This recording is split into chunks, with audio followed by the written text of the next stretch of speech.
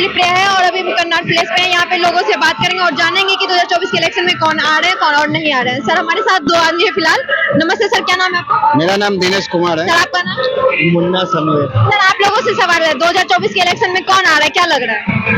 मोदी जी जा रहे हैं, आने की तो बात छोड़िए। सर क्या लग रहा है? मोदी के सामने मैंने कहीं कोई नजर नहीं आ रहा है। मोदी का 24 क्या 29 तक उनके अगल बगल में कोई नजर नहीं आ रहा है। और कैसे आएगा तो समझ में नहीं है। जो बता रहे हैं कि 24 में मोदी जा रहे हैं, किस क्षेत्र पे बुनियाद पर बता रहे हैं वो समझ में नहीं है। सर एक और चीज सुनने में आ रहा है कि लोग कह रहे हैं कि मोदी जी के अलावा 2024 में बीजेपी आ रही है मोदी जी के अलावा, लेकिन मोदी जी प्रधानमंत्री नहीं बनेंगे, प्रधानमंत्री नितिन गडकरी बनेंगे। इस पे क्या कहेंगे आप? प्रधानमंत्री यदि भारतीय जनता पार्टी महाराज योगी जी को यदि घोषित कर दे तो हम सब भारतवासी योगी जी को बेहतर सपोर्ट करते हुए भारतीय जनता पार्टी को जिताएंगे। परंतु यदि मोदी जी दोबारा प्रधानमंत्री पद के लिए अब आते हैं तो जनता वोट देने वाली नहीं है। अच्छा, मतलब कि दोबारा प्रधानमंत्री मोदी जी अगर आएंगे तो वो जनता उसे वोट नहीं देगी। इन्हें बदलना पड़ेगा। भारतीय जनता पार्टी को अपना प्रधानमंत्री का चेहरा बदलना पड़ेगा। क्यों सर, ऐसा क्यों? देखिए, एक तो प्रधानमंत्री जी के पास जो है ना वो समझ नहीं है जो एक प्रधानमंत्री के पास होना चाहिए था। यदि इनके पास समझ होता तो ये बिना मतलब का नोटबंदी नहीं करते। नोटबंदी से कितना नुकसान हुआ देश का और देश की जनता का भी। क्या नुकसान हुआ तो पूछिए। नोटबंदी से क्या नुकसान हुआ थोड़ा पूछिए। फायदा क्या हुआ आप बताइए। नहीं आप बताइए ना। आप बताइए। मैं नुकसान नहीं पहले आप नुकसान बताइए, उसके बाद फायदा बताइए। सबसे पहला नुकसान तो नोटबंदी से ये हुआ कि देश की करोड़ों महिलाओं के धन जो है बाहर आ गए। दूसरा नुकसान ये हुआ कि सरकार ने जिस मुद्दे पे नोटबंदी किया था वो बिल्कुल फेल हो गया, फ्लॉप हो गया। कैसे फेल हो गया? मुद्दा था उनका काले धन आने का, सारे नोट आरबीआई में वापस आ गए, काला धन रहा था। आरबीआई ने इस बात पे कहा है सर, इस बात में मैं सर के साथ हूँ, क्योंकि आरबीआई ने खुद कहा है कि जितना गया था उससे ज्यादा आ चुका है। तब इनको पता नहीं है जिस समय मोदी साहब डिसीजन लिए हैं कि ये नोटबंदी होगी, उसके पहले पाकिस्तान से आते हुए नेपाल में बहुत से नोट। जब भी कोई बात आता आप समझें, आप सुनिए नहीं। सबसे पहले आप बताइए कि हमारे यहाँ जाली नोट जाली नोट नहीं आ रहा है। अभी 200 के 100 के 500 के 1000 के खुद आरबीआई जाली नोट पकड़ रहा है। जहाँ आप कमजोर पड़ते हो पाकिस्तान, कमजोर पड़ोगे मुसलमान। ये आप लोगों की एक टीम है। आप लोग मुसलमान के देश में बात नहीं आई, मुसलमान के देश में बात नहीं आई। जब अपनी सच्चाई को आप नहीं स्वीकारोगे देखो। सर का कहना है कि नोटबंदी पर नुकसान हुआ। सर का कहना है नोटबंदी पर नुकसान हुआ और यहाँ पे बीजेपी की फेलियर रही, तो इस पे क्या कहेंगे आप? मैं तो यही कहूँगा, देखो जी मोदी जी हैं 2024 में भी यही रहेंगे। अब जिसकी बस की हो वो बदलने आ गई ना। ठीक है, पर सही बात है। आपने जो है मोदी सुरा पी रखा है, समझ गए? सर काम है ना। सर आप बताइए। सर एक बात बताइए, आप 24 में किसको चाहेंगे, किसको बुलाने के लिए, किसको पीएम बनाएंगे? योगी आदित्यनाथ है। योगी तो बाद वाले है, वो तो 29 में प्रधानमंत्री बीजेपी सर 3 बार बनेगा। सुनिए अभी प्रधानमंत्री अभी वो चाय पिला रहे हैं, अभी 29 में वो काढ़ा पिलाएंगे। तुम्हें जो है ना, तुम्हें जो है अंधभक्ति का रोग लग चुका है। सर का सवाल था कि नोटबंदी से बीजेपी का ये मतलब नुकसान रहा है, मतलब गलती रही है नोटबंदी, इस पे क्या कहेंगे? ये नहीं पूछा जा रहा है कि 2024 में कौन आएगा। बीजेपी की इसमें कोई गलती नहीं रही। गलती नहीं है। आपको कैसे लगता है कि सर हाँ, पहले नोटबंदी से देश की राष्ट्रीय धन की क्षति हुई, उसकी पूर्ति कौन करेगा? क्षति बताइए ना, क्या क्षति? ये हुआ कि नए नोट लाने में पैसे लगे, किसके लगे? आपके पैसे, हमारे पैसे। आपने अपनी जो है ना अपने आप को बेच दिया। आप अपने नागरिक महत्व, आपका नागरिक महत्व क्या है? किसी की पूजा करना नहीं है। वो प्रधानमंत्री जी हमारे सेवक है, सर आप मालिक नहीं है। आप अपने नागरिक महत्व को भूल गए। कम से कम एक नागरिक होने के नाते आपको सच्चाई स्वीकारनी चाहिए। प्रधानमंत्री जी ने कहा था काला धन आएगा। आप बता दें कि भारतीय जनता पार्टी और प्रधानमंत्री जी ने कभी ये घोषणा किया कि देश में कितना काला धन अब तक आ चुका और काला धन रखने वाले कितने लोग जेल में गए? पहली बात ये कि यहाँ पे जो भी बात होगी एक ही बात पे नहीं अड़ेगी, मतलब रुकी जाएगी। दूसरी बात ये कि सब अपनी अपनी बात, देखिए सर कोई भी शुद्ध नहीं होता है, ठीक है? अगर बीजेपी कुछ गलती की है तो हमें स्वीकार करना चाहिए, चाहे हम उसके भक्त हो या ना हो, पहली चीज। लेकिन हाँ, हम आपको ये नहीं कहना चाहिए कि एकदम सब कुछ सही है। अगर जो गलत है उसको गलत है, ठीक है, बात दूसरी करेंगे, जैसे कि रोजगार के ऊपर बात करेंगे, शिक्षा के ऊपर बात करेंगे, और भी बहुत सारे मुद्दे हैं। मैम रोजगार की बात है हमारे हिंदुस्तान में प्रत्येक दिन 1.5 लाख बच्चे पैदा होते हैं, तो क्या गवर्नमेंट 1.5 लाख क्या रोज रोजगार पैदा करेगी? ये आदमी जो पैदा करने वाला उसके दिमाग नहीं है? इतना बच्चे पैदा करेंगे, सरकार कहाँ से इतना रोजगार लाएगी?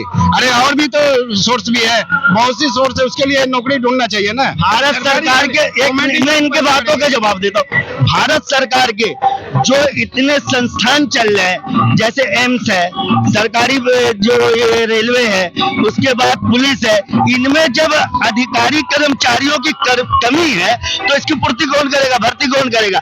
आप एम्स या दिल्ली सरकार के या भारतीय केंद्र सरकार के अस्पतालों में जाइए, आपको 2-2, 4-4 घंटे, 2-2 दिन, 4-4 दिन लग जाते, आपका इलाज नहीं हो पाता, डॉक्टर नहीं मिलता। तो जब सरकार भर्तियां करेगी, डॉक्टर होंगे, जनसंख्या के अनुपात में अधिकारी कर्मचारी होना चाहिए। हमारा देश बहुत बड़ा है, हमारे देश के पास पैसे की कमी नहीं, धन की कमी नहीं, किसी चीज की कमी नहीं। हजारों करोड़ रुपया इस देश का जो है ना रोज बर्बाद होता है सरकारी महोत्सव में।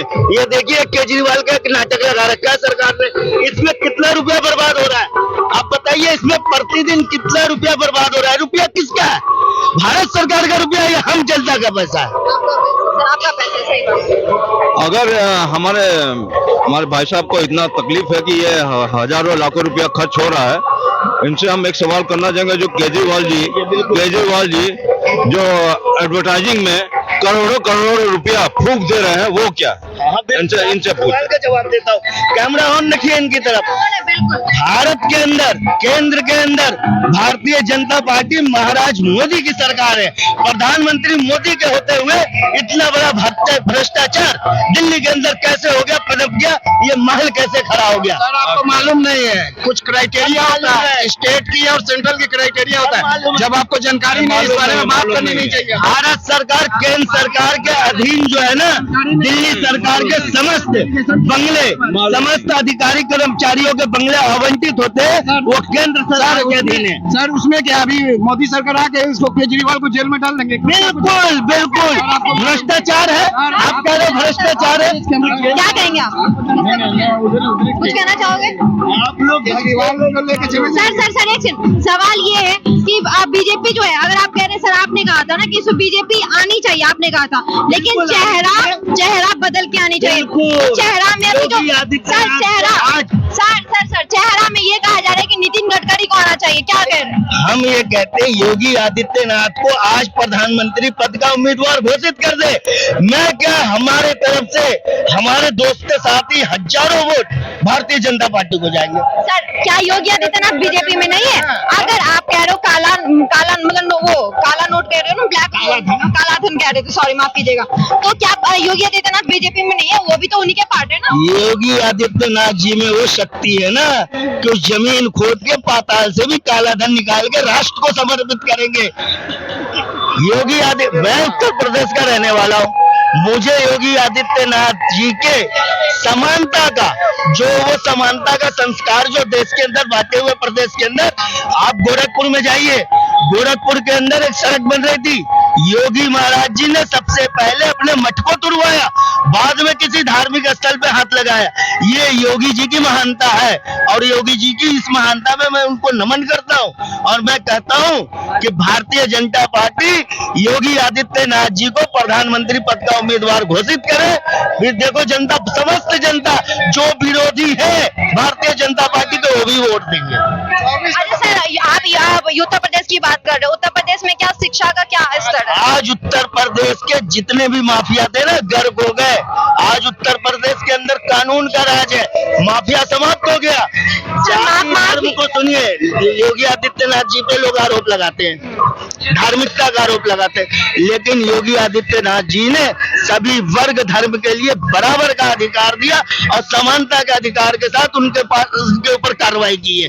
योगी महाराज के ऊपर कोई उंगली नहीं लगा सकता कि वो भेदभाव की राजनीति करते हैं। शिक्षा के ऊपर बात हो रही है, शिक्षा के ऊपर जैसे कि यहाँ पे केजरीवाल हमेशा अगर दावा करते हैं तो इस बात को लेकर दावा करते हैं कि मैं शिक्षा लाया हूँ, मैं स्वास्थ्य सही किया हूँ, हेल्थ मतलब मोहल्ला क्लिनिक ये सब करके, इसी बात पे वो वोट मांगते हैं। तो योगी आदित्यनाथ के राज्य में शिक्षा का स्तर कैसा है? देखिए शिक्षा का स्तर भी बेहतर अब बन रहा है। आज तक कभी भी योगी आदित्यनाथ शिक्षा के ऊपर बात नहीं की। शिक्षा का स्तर योगी जी के राज में, देखिए अभी योगी सरकार जी जो है उत्तर प्रदेश के अंदर उलझे हुए थे, क्योंकि उत्तर प्रदेश के अंदर धार्मिक कट्टरता बहुत ज्यादा थी। योगी जी ने महान कार्य किया कि आज के समय में उत्तर प्रदेश के अंदर से धार्मिक कट्टरता खत्म हो गई। अब वो सामाजिक रूप से जो है कि समस्त नागरिकों के लिए शिक्षा का, स्वास्थ्य का, प्रत्येक चीजों का जो है ना वो एक एक पॉइंट को ध्यान में रखे हुए कि उनको क्या करना है। अभी उन्होंने उत्तर प्रदेश का जो विकास किया, आज उत्तर प्रदेश के प्रत्येक नागरिक उनके विकास से खुशहाल है। चाहे उत्तर प्रदेश के आप ये ले लीजिए जो अंसारी बिरादरी है, बुनकर बिरादरी, बुनकरों के लिए उन्होंने इतना बेहतरीन काम किया है। बुनकरों को जो स्वरोजगार, उन्होंने जगह जगह जो है उनकी प्रदर्शनियां विश्व के अंदर, देश की तो बात छोड़िए, विश्व में उत्तर प्रदेश के बुनकर अपने जो है हथकरघा और अपने हस्तकला को लेकर विश्व के दूसरे देशों में जा रहे हैं। यहाँ तक उनकी पहुंच बनी है। बिजली में भी उन्होंने बहुत अच्छा काम किया। आज उत्तर प्रदेश के अंदर अच्छी बिजली है, लोगों के कारखाने अच्छे चल रहे हैं, लोगों के घर अच्छे चल रहे हैं। धार्मिक भेदभाव, जातिवाद जो हिंसा थी, धार्मिक हिंसा जो थी वो बिल्कुल बंद हो चुकी है। जैसा कि आपने देखा सारे लोगों का अपना अपना विचार है। यहाँ पे बहुत सारे टॉपिकों पर चर्चा हुई है और कुछ लोग बीजेपी के समर्थक में, कुछ लोग बीजेपी के विरोध में। तो कुछ लोगों का मानना है कि अब मोदी जी को आराम करना चाहिए, योगी आदित्यनाथ को चेहरा बनाना चाहिए। तो कुछ लोग कह रहे हैं कि नितिन गडकरी भी आए तो चलेगा। तो आपका विचार क्या है और आपको क्या लगता है कि 2024 के इलेक्शन में कौन आए कौन ना आए? आप किसे पसंद करते हैं कमेंट बॉक्स में जरूर। और वीडियो पसंद आया हो तो वीडियो को लाइक, शेयर एंड सब्सक्राइब करना बिल्कुल ना भूलें। धन्यवाद।